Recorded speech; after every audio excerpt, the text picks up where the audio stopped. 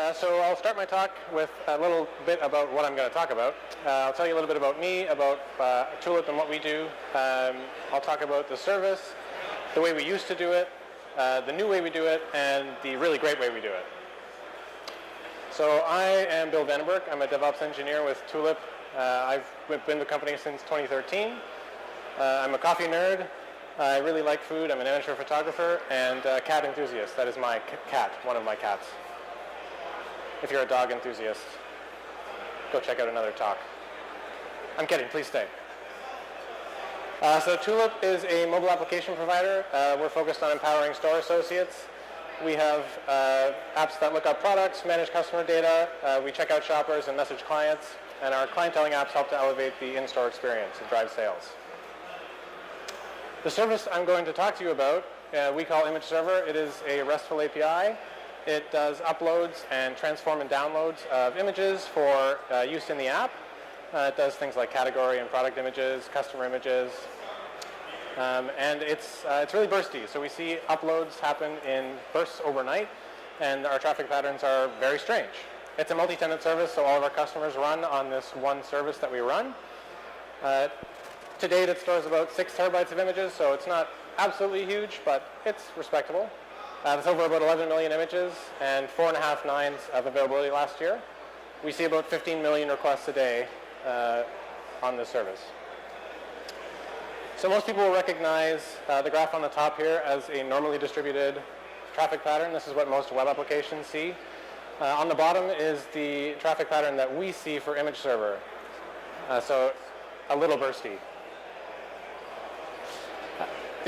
The old way we used to do this is we had reverse proxies with a cache in front of it. So that is a CloudFront cache and just a couple of EC2 instances for reverse proxies and a couple of EC2 instances hosting the application itself.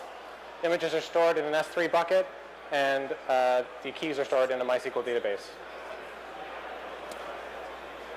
The old approach is really great. It worked fine. It was way better than the multiple image servers that it replaced. It was deployed using Ansible, which is basically just git pull over an SSH tunnel, so that's easy to understand. Not necessarily the most reliable, though. As you add more servers, you can get out of sync between your application servers during deployment. But it was really easy to understand. The operational complexity here was basically zero. But then sales happened, and we had more customers hitting the server. We saw more batch uploads happening at the same time overnight. We saw a lot of failures of the application nodes just running out of memory as they handled more and more requests. And we started getting more pages. So we added 2 more application servers, and problem solved. We can go home. We increased our capacity, to be below the peaks to be above the peaks. But the problem here is that this white area here above the traffic between the green line is wasted spend. So we've got 4 servers running for 1 server of capacity when we're not doing uploads. But we can handle the traffic without falling over. But then more sales happened, and we saw more failures of our application servers. We had more alarms going off, so we added 4 more servers. And problem solved. We were happy. We were getting fewer pages. I joke, but this actually did buy us a lot of time. So the old server we ran on for a couple of years. We had some goals going forward. This new version that I like to call it, we wanted it to automatically adjust to scale. We wanted it to automatically recover from failing instances. We wanted the deployments to be reliable and easy to roll back. We had to be able to run the code locally. This is something we didn't have before. So testing was hard, basically push to production and pray. And it had to be a breeze to monitor. So we had to have a dashboard that we could look at and know immediately the state of the service. Basically, we just wanted to spend less time triaging the image server. It was taking up our entire team's time. There's only 4 of us on the team, so 1 service taking up 4 people's times, not great. So the new approach, we knew we wanted to use containers. We wanted to use CI to build the containers. We wanted every git push to be available. And we decided to use ECS to manage the container scheduling. It keeps the service running for us. We powered the cluster using an autoscaling group. And we had a Lambda for Autoscaling Logic, so we could really specifically target what metrics we wanted to use to scale our group. We pushed all our logs to CloudWatch Logs. This is a standard Docker integration. There's nothing special going on here, but one thing that's nice about this is that CloudWatch Logs does give you metric filters, so it can actually parse metrics out of your logs on the fly. So if you have something logging like response time or number of bytes sent, you can get an average response byte sent or response time graph in CloudWatch with zero work. We also had a Lambda looking at the logs that was doing some custom metrics. So one downside to metric filters is that you can't do dimensions, so you can't see which container is spiking with latency, for example. You can only see that latency is bad. So the reason we wanted to go containers, hopefully you guys are using containers. We've definitely bought into containers. Most of the industry is going that way, it seems. It gives us repeatable deployment, application isolation from the operating system, so we don't have to worry about the underlying instances at all. It's really easy to run locally. We can pull our container image and run it on our laptops. It's quick and easy to roll back. Docker tags all your images, so if you push a bad tag, you can roll back to the old version that was running. And it scales really quickly. It also has enforced limits from the operating system, so if you run out of memory, it can really quickly kill your container and spin up a new one without the actual host going down. We have a Jenkins bot that watches our Git repo and automatically builds our images on every Git push. It gets tagged with the build number, so every Git push is unique, and they're easy to parse. And they're pushed to ECR after the test pass. ECS is our container scheduler, so we have a cluster running. ECS is the thing that's managing the containers, moving them around from server to server, and making sure that it is available. It does a rolling deployment method. It provides automatic metrics on some of the KPIs for the service, so CPU and memory are automatic. You get them for free just in the service view. And it has built-in role-based access control, both for access to the deployment plane and the AWS resources that the service is using. So we're using S3 to store images. We can grant access to our service to the S3 bucket directly through ECS. This is a different size screen than mine. AWS Premium support was also there to help us along the way. So when we ran into hiccups with ECS, we could really quickly reach out, start up a chat with one of their engineers, and figure out what's going on. So auto-scaling, definitely required for this service as it is so bursty. It gives us flexible cluster capacity and cost savings without running that green line that was way above this graph before. This graph is our count of containers running versus our request rate. So it really tightly follows. It also gives us automatic recovery of failed instances. So any instance that's in an auto-scaling group and starts to fall over, AWS automatically says, I'm going to shoot that one and replace it. And the instance user data in the launch config for the auto-scaling group automatically registers into the image server ECS group, ECS cluster. The Lambda we used in a couple places. There were two functions. There was one that was doing custom metrics for scaling the cluster. So at first we thought we had an application that was seeing two different kinds of traffic, one that was memory intensive and one that was CPU intensive. So we really wanted to be able to target when the cluster was going to scale, and we wanted to understand that logic. And it kept the ECS service and the auto-scaling group in sync. So we were actually running one container per host to minimize context switching between containers. So when the auto-scaling group scaled out or in, it would scale the desired count for the ECS service as well. It also adjusted the, sorry, you can't see that bullet point. It adjusted the minimum and maximum count for the ECS deployments on the scaling events. So if we had 2 containers running, the minimum desired running would be 50%. If we had 3 containers, it'd be 33%. Until we got to 5, and then we'd take out 20% of the capacity at a time to do new deployments. CloudWatch Logs gives us a central place to look at logs. It's a standard Docker integration. And like I said before, the metric filters are used to parse out some of our key performance indicators. So HTTP status buckets we get from metric filters. So we can see the number of 100 responses, 200 responses, 300 responses. And yeah, life was great in this new world. The architecture diagram is a little gross, though. There's a lot of lines and a lot of operational complexity. So we had some really great successes with this new approach. The service did recover within a few minutes from a failed instance. The number of pages really decreased, so we weren't spending as much time triaging the image server. And we could run the application server locally, so we could pull that Docker image that we built with Jenkins, run it on our laptop, and run the tests.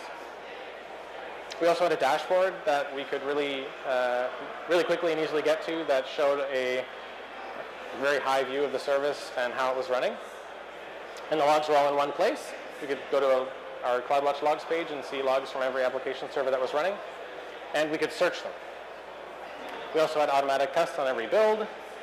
We had safe deployments because every image was tagged, so we could guarantee that every version of the image server that was running out there was the same version. And it scaled to handle traffic, so great success. Kind of. There were some non-success things. So self-recovery and scaling took too long, and the reason for this is because we were running one container per ECS instance. ECS instances do take a few minutes to come up. In some cases, it depends on how busy Amazon is. The autoscaling logic also ended up being complicated because it was running in a Lambda. So because we wanted such fine-grained control, we had to understand that control plane in detail. As I said, yeah, we had one container per ECS instance, so not great for speed. And we also did some pre-warming, so we automatically increased the size of the cluster. This is one of the things you can do with autoscaling groups, is you can have scheduled scaling events. So we had one every day from 5 a.m. to 9 a.m. to increase the size of the cluster to handle uploads. So imports could still take the service offline. Not great. It also took the service offline for both uploads and downloads. So this new image server, just don't remove the pod, it's great. So we had another phase of this. We had some new goals. We wanted faster scaling and recovery. We wanted simpler autoscaling logic. We wanted continuous deployment. We wanted gated deployment to production. We wanted to split the uploads and the download service, so if one went offline, the other one still worked. We wanted to run the entire environment locally. And there was some great new AWS tech to help us with that since the last phase of the project, which we ran for a few months. One of those was Fargate. So Fargate allows you to run containers without needing to manage the underlying ECS cluster. You basically just say, here's a container image, go run it, and they figure out the rest. You can actually do networking inside your VPCs like you normally would with ECS, which is pretty cool. They also released target tracking for autoscaling, which is something we're taking advantage of as well. That is a really simple autoscaling logic. So here's a zoomed in view of our traffic graph from the beginning of the presentation. And Fargate, like I said, you don't need to manage your ECS instances underlying the cluster, and you get faster response to scaling events. So there's just fewer moving parts in your cluster. This red box here is a 3 times increase in traffic over a 6-minute period. So this is what we normally see for uploads overnight, and this is about 1 a.m. The green box is a 7 times increase over 40 minutes. So that's a slower rate, but still a huge increase in the span of under an hour. Target tracking also gives us really, really easy to understand autoscaling logic. So basically we just say, hey Amazon, aim for 70% CPU usage in this service. Run as many as you need or as few as you need. We do say specifically don't run fewer than 2 because we want high availability of this service. And so we were able to remove our Lambda for autoscaling. It turns out that we actually were able to use CPU directly for our autoscaling logic once we split out the services.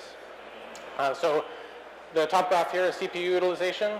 The bottom graph is number of containers running. That's a little hard to see on the TV, but it really tightly follows the number of tasks running, really tightly follows the CPU utilization graph. These are 2 services here. Both of them are image server. The blue line is for uploads. The purple line is for downloads. Same here. The dark purple is for downloads. The light purple, or you might see it as blue, is for uploads. We also have continuous deployment in this new world, so our Jenkins job is doing a deployment on every Git push to a beta cluster. We can test our changes there and then do a gated deployment to production. It's just a one-click deploy to production button. This is literally a screenshot of the page. You just click that and it goes to prod. So the way this actually works is there's a CloudFormation stack that describes the service, and Jenkins will update that stack with the new Docker tag. So CloudFormation will talk to ECS and say, hey, I need to do a deployment with this new tag. ECS follows the deployment and will roll back automatically if any of the containers are failing. And Jenkins watches the state of the stack. So ECS will actually report back to CloudFormation and say whether the deployment was a success or a failure, and the stack status will reflect that. So if your stack goes into update complete, no problem, deployment done. Jenkins will actually sit there and poll, I think it polls every 5 minutes or something, whether the stack update is in update complete or rollback complete. If it's in rollback complete, it'll email one of us to go look into what just happened on the image server. We also have split the service, so we separated uploads and downloads. So batch uploads no longer take the gets offline. So the app still works, still looks beautiful with the upload service offline. The services also scale separately. So this graph from before, like I said, this top blue line here, the blue boxes are upload tasks running. The purple boxes are download tasks running. And same for the CPU. Blue is uploads, purple is downloads. So splitting the service, I actually kind of lied earlier. This is these graphs that were earlier in the presentation are actually both of our image server services. So the download side of the cluster actually sees a normally distributed pattern, just like you'd expect from any other web application, but this is the upload side of the cluster that we have to scale separately. So this is the reason for splitting out the services from each other. Our local environment, we are using Docker Compose. That just organizes our containers for us, so we know we have to run a MySQL container. We run a Minio container. This is their little flamingo logo. They're pretty cute. Minio is a drop-in replacement for S3 you can run locally. You just point AWS SDKs right at it, and it works like S3 does. So we use this on our local environment to store the images backing the image server. We also run our image server container, obviously. And we have an AWS CLI container, which creates our bucket for us on startup. Also pointed at Minio. So it's been really great. We've been running this new configuration for a few months. We almost never get pages anymore. Probably just got one because I said that. We have 4.5 nines of availability last year. We don't have to do pre-warming anymore. We're able to respond to those 7 times increases over 40 minutes. We have a local environment. We can spin the entire stack up on our laptops and test the image server changes that we've made. We've got a one-button deployment that does very, very quick deployment and very easy rollback. And in fact, automatic rollback because of the way ECS does deployments. And we've got isolated uploads and downloads. This is our new architecture diagram. So we've cleaned it up a little bit. There's fewer things in the autoscaling group that we are managing. So it's basically just an ECS service backed by some serverless Amazon stuff. So some things that we learned while we were doing this is really to keep the autoscaling logic simple. The simpler it is, the easier it is to understand why your cluster scaled in or out when you are doing triaging. Iterating is really, really important. So we worked in phases, the old, the new, the great. These are all phases that we did on the image server, and it really helps you to prioritize and target your lowest cost but highest reward things that you can do to a service to improve its reliability. Never stop exploring. Take time to explore new stuff. We were obviously unsure about Fargate when we started using it, but it's been really awesome. It allows us to spin up containers within seconds when we ask for it without having to manage anything underlying. And trying managed services is also really good. It may cost a little more to try managed service, but one thing you have to take into account is all the man hours that you are putting into running your own ECS clusters and doing the autoscaling logic yourself. It can save a lot of time. Yeah, thanks.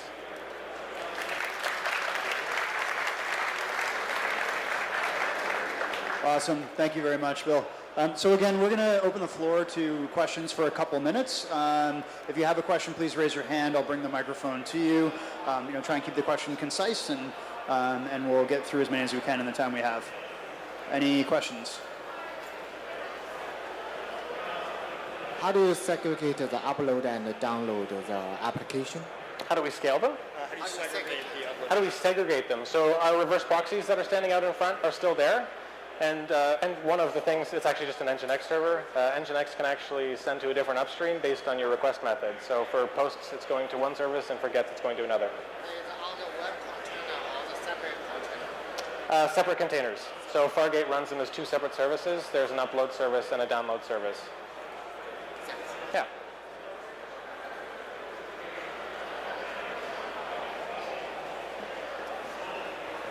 Hi. You mentioned something about your CloudWatch metrics. You're using only CPU for now, right? Is that correct? Yep. So you're not monitoring memory at all. Right. We're not bound to memory anymore. Okay.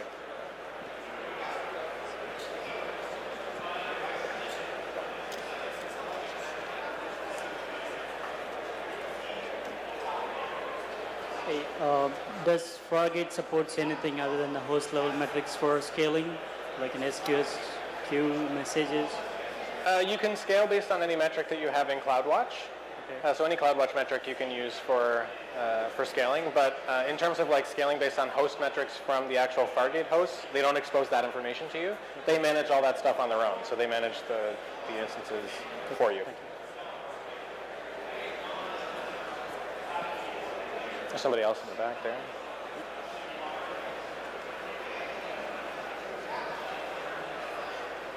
I'm not sure if you can disclose this, but just how much more expensive is it to use Fargate than EC2?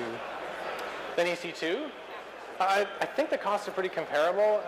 You'll have to look at the pricing page. I'm not sure off the top of my head, but it's pretty cheap. It's similar cost, I believe, to EC2. I think we have time for one more question. Did you have something? Okay. Does Fargate supports an encrypted volume of time? Does Fargate supports encrypted volume at all, if I need to? So, bit of an interesting question. ECS just announced support for attaching like EBS volumes directly to tasks, but I don't think it's available in Fargate yet. This is something that you have to do at the host level for your ECS clusters. So it uses Docker volumes, Docker volume drivers, sorry, and there's one for EBS that you can install. But that's something I think you have to manage your own cluster for right now. Great, thanks guys very much. Bill, again, thank you very much for sharing your story with us.